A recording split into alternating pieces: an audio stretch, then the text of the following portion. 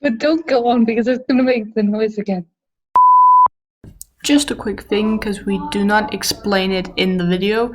Dyscalculia is a math learning disability that impairs an individual's ability to learn number-related concepts, performing accurate math calculations, reasons and problem solve, and perform other basic math skills.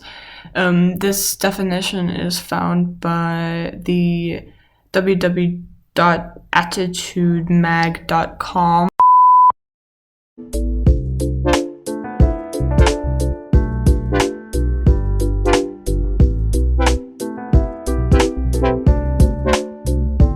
Do is just let people know that there are other people out there with the same kind of learning challenge as other students. So we just want to know, like, what learning challenge do you have? Well, I've never been tested, so I don't know if it's learning challenges. I don't know what it is exactly, but I've always had the problem with maths, with numbers, until today. You know, when I'm marking, I have to use my fingers. I can't do this mental calculation that people do, you know, this quickly. And it has always been, when I was in school, it has always been a huge challenge for me. Math, for some reason, I had, you know, it was, I just couldn't get it. It didn't matter how many tutors my parents, you know, gave me. It just it just didn't work. I know one thing, for instance, even until today, you know, for some people it's so easy when you say 8 plus 6, they're going to get the number right away.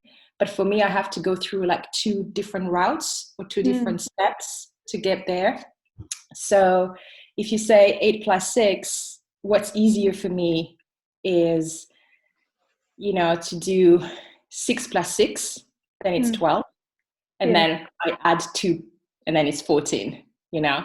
Yeah. So that's why it takes time to get there. So it's easier if I have like the same number, or 5 plus something, or 10 plus 10. And it just never made anything that is not logical to me, that I can't see, I can't process it. So it takes time for me to get few questions, even in meetings today, you know. Sometimes I have meetings with people, and then I will go back to them the next day. I said, you know, wait, I was thinking about what you did, what you said, and because it takes time for me to process the information, to reflect on it, and then I can give a response, whether other people can get the response right away. It's not a handicap, not at all. It's just a different way of seeing things, different way of thinking.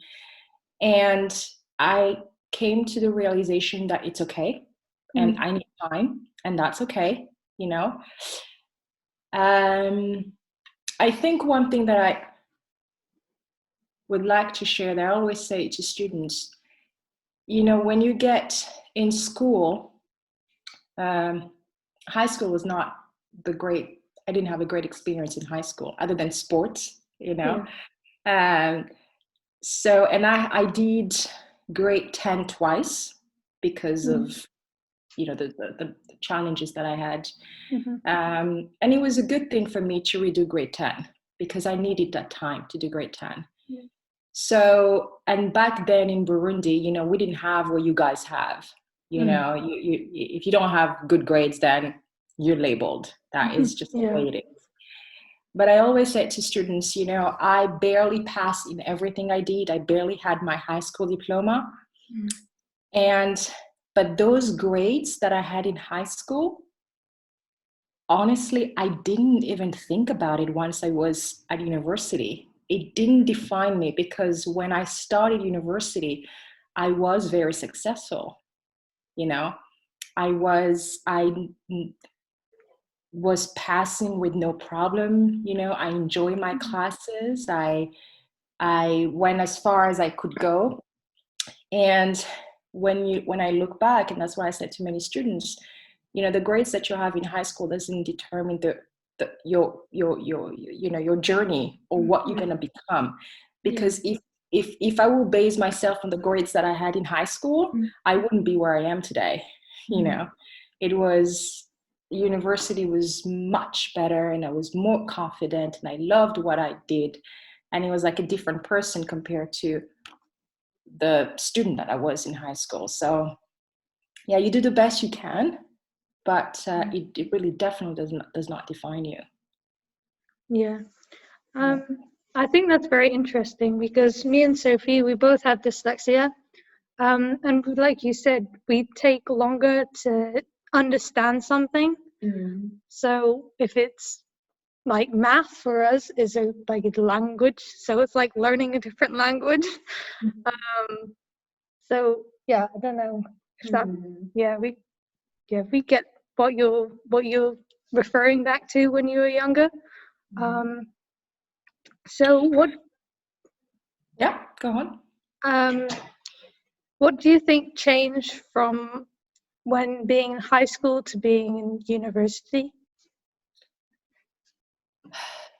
I think for me, I think it was very different for me, because I went to a school that was very traditional. It was just one way of doing things, and I wasn't interested in what I was, except for biology and history, and I've always been good in languages. But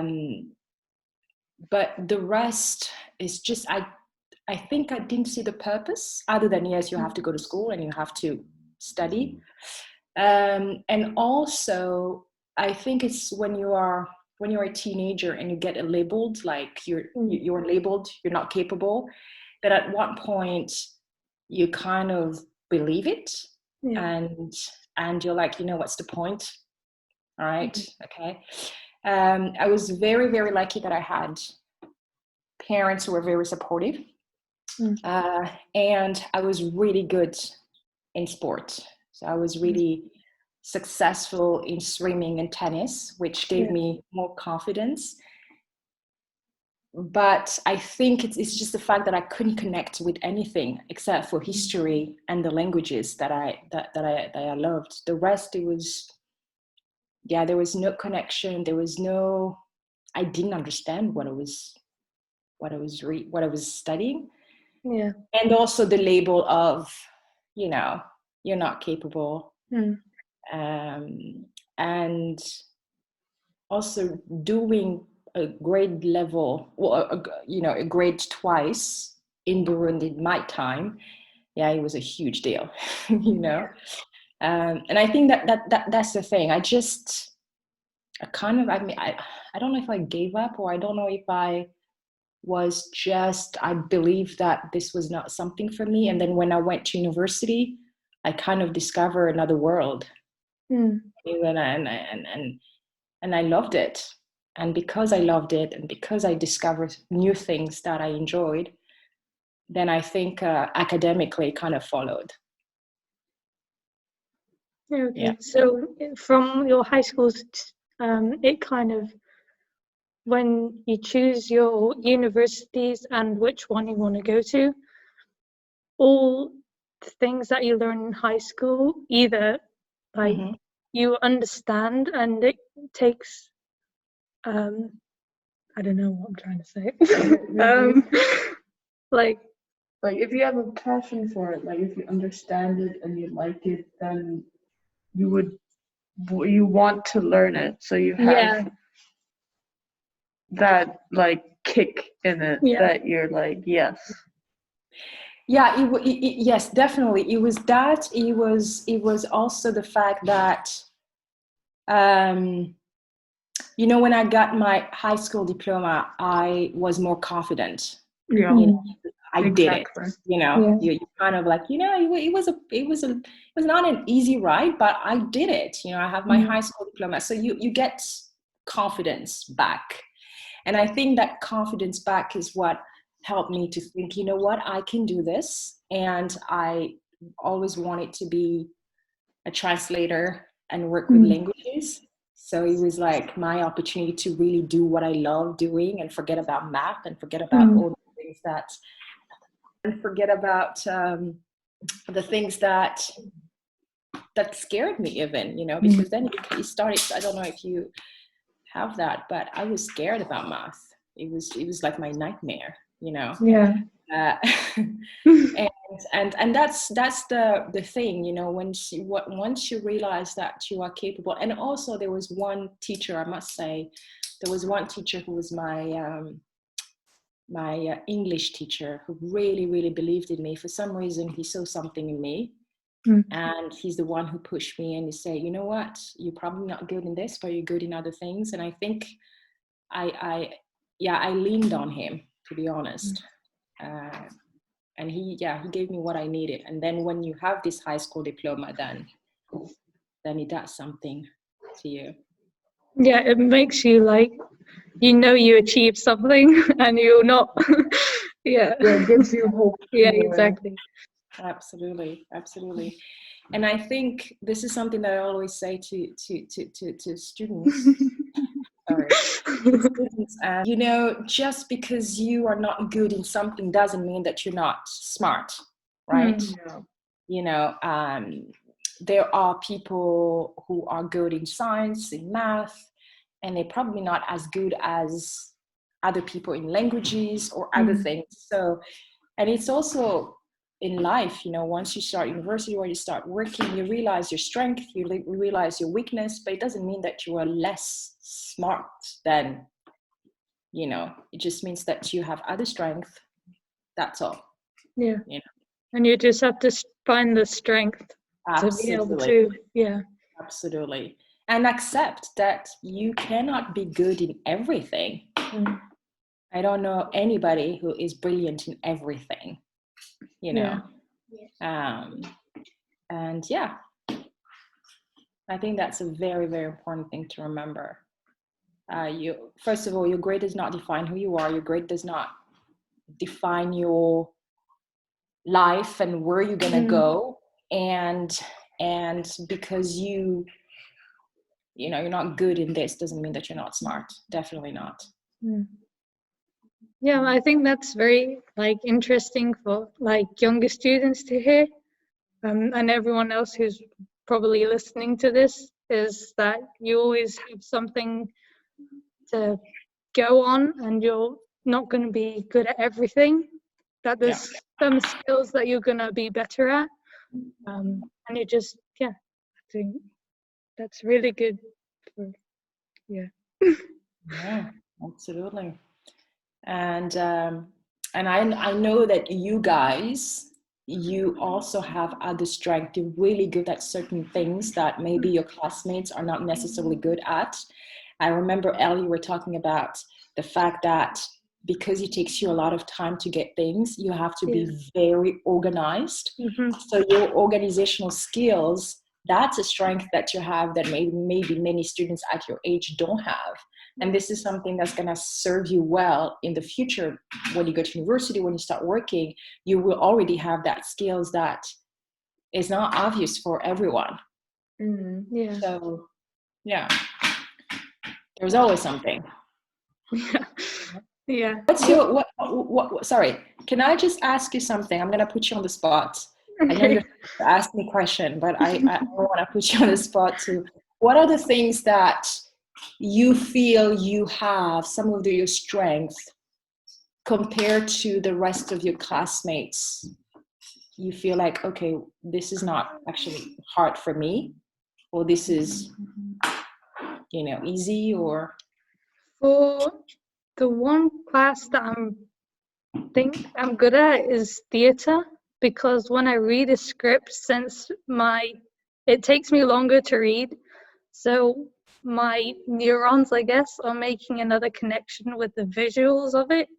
So I see it instead of actually reading the words.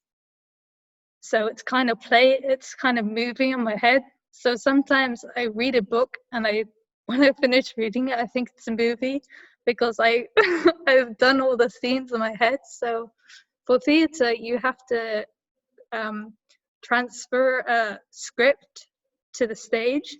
So it's very easy for me to kind of have that plan and be more creative with the script and to put it on paper and draw it out. I also think that I've also been told that I'm good at asking questions. Like I don't know if it's because the other people think, or other students think that, oh, maybe if I ask this question, I'll look dumb. But I don't think we're afraid to ask questions. Oh, Like, no. And that is so good. That's a great skill to have, because, you know, if you don't ask, then you don't know. And that's true. There are so many kids, not even kids, actually, adults, who sometimes don't want to ask questions because it's like, that's a stupid question, I'll ask later, or then or, you know, never mind, or I'll figure out myself. No, it's a great thing to have, to be able to ask any question. Yeah, I think I have a different perspective of what you said. I think now still I go to the teacher afterwards to ask a question if I don't understand. So I don't raise my hand in class. I would go afterwards because I'm worried about what other people think of me and think that I'm dumb and I don't understand, because there are people in, like, for econ class, they're very smart and they get everything, and then me, I'm over there trying to figure out what is going on. So afterwards I would go ask a question because I didn't understand something. So I think I have a different perspective of what you said about the questions and how easily you can answer them. well, at least You know what? Yeah. Yeah. You know what struck me when you were talking is you said there are people who are smart, and you kind of remove yourself from the smart people, Elle. Yeah. And you shouldn't do that. You know, you can say there are people who get econs quickly, right? Yeah. And who, you know, who have, it's easy for them. But again, you go back to what we were saying. It doesn't mean that you are less than, right? Yeah. But you know, this asking question bit is interesting, because sometimes people can even be annoyed with you, and they think that you're just being difficult. But you have sometimes that feeling, but it's just that you're not getting it. You know, you're for some people things are very obvious, but for other people you need more detail. But why? How? I don't understand. How did you get there? But what do you mean when you say that? You know, and then some people can think that you're being difficult, but it's not. You just want to make sure you understand. Yeah. What would be one thing or several things that you would tell your younger self when, like, in high school or? Ooh, that's a really good question.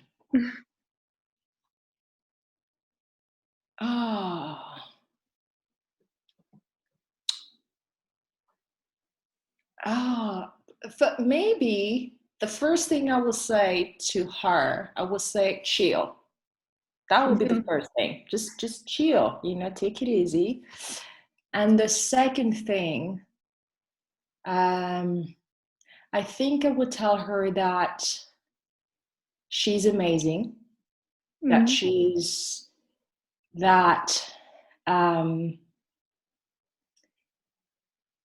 that's a really good question. I never thought about that.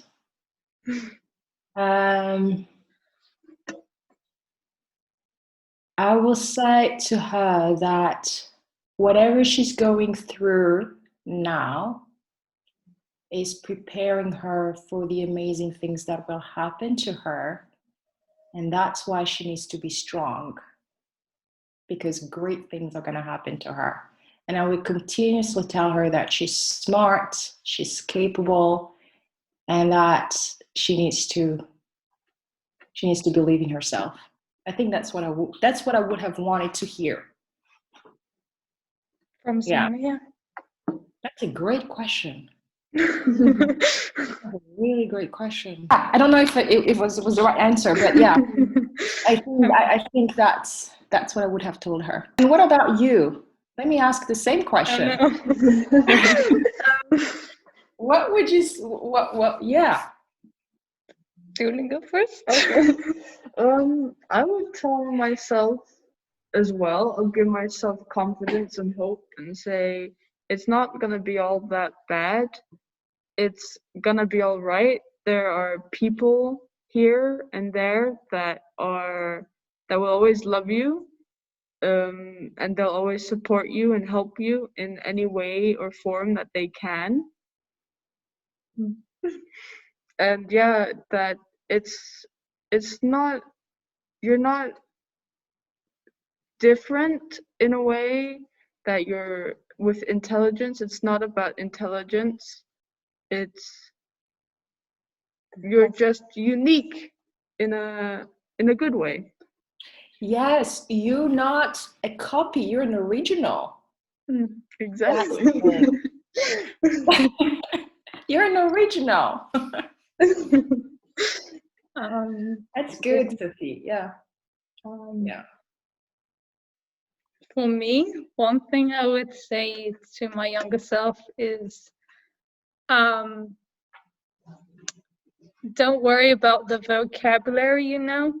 It doesn't matter about how good if you're like speaking maybe like from I don't know younger than you and you seem like you don't know anything, but it's okay, that will come as you get older and that you will get it.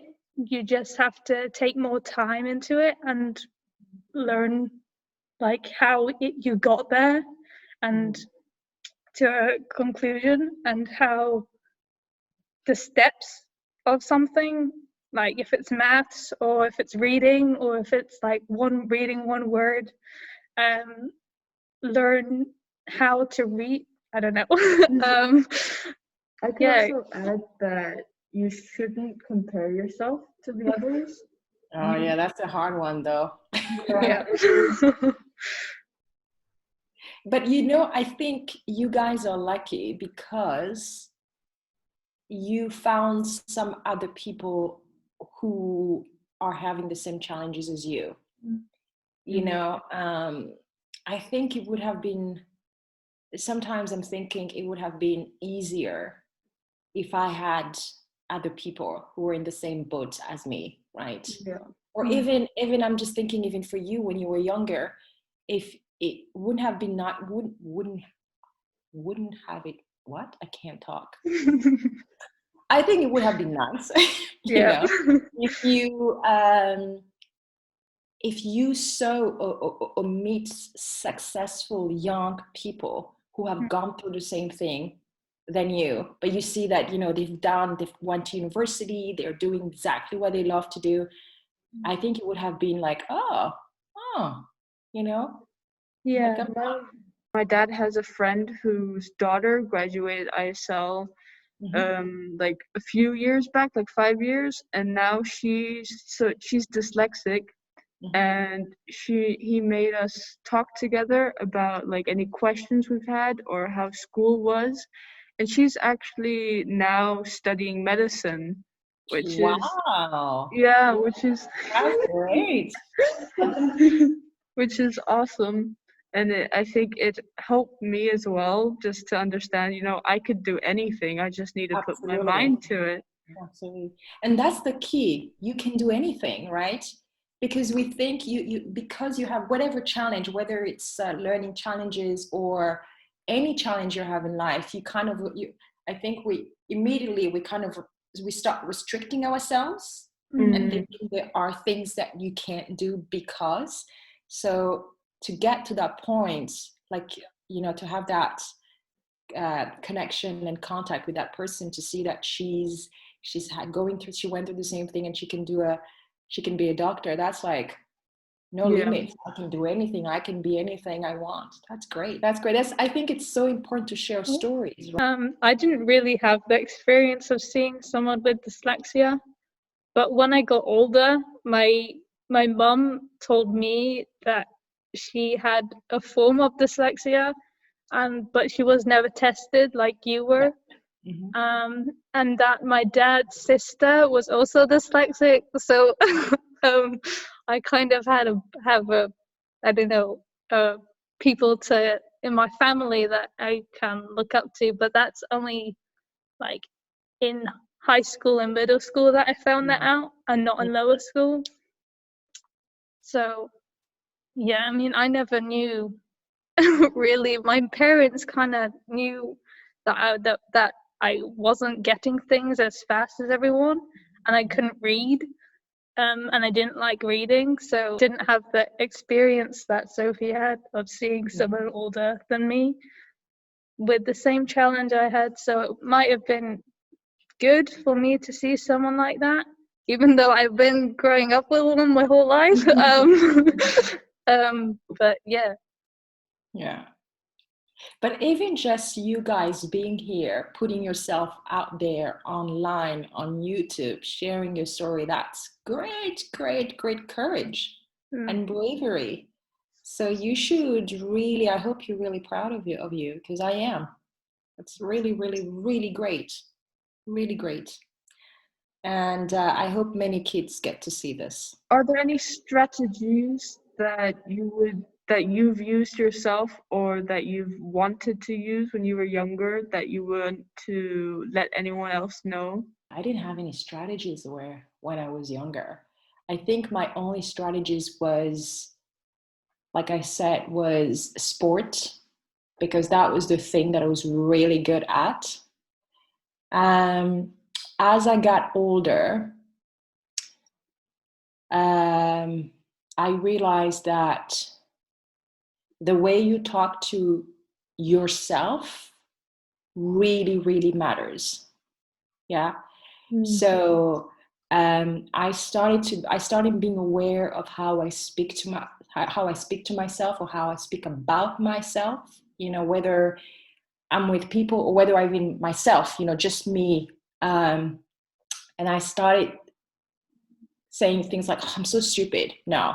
I stopped saying things like, and sometimes you say it without even noticing, oh, you're such an idiot, things like that. We all do that sometimes. Yeah.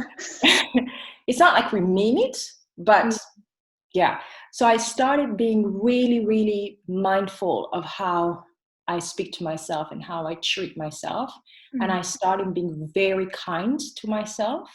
And whenever, I think we had this discussion in TED Club, how you need to speak to yourself, and every time you have that devil, I call it a devil voice in you that puts you down, that you have to get that angel voice that say, no, you're gonna be okay, you're great, and if it doesn't work out, that's fine, then you do better next time. So I think that was my strategy, and it has helped me to be more confident, to get to know myself and to appreciate myself and to love myself.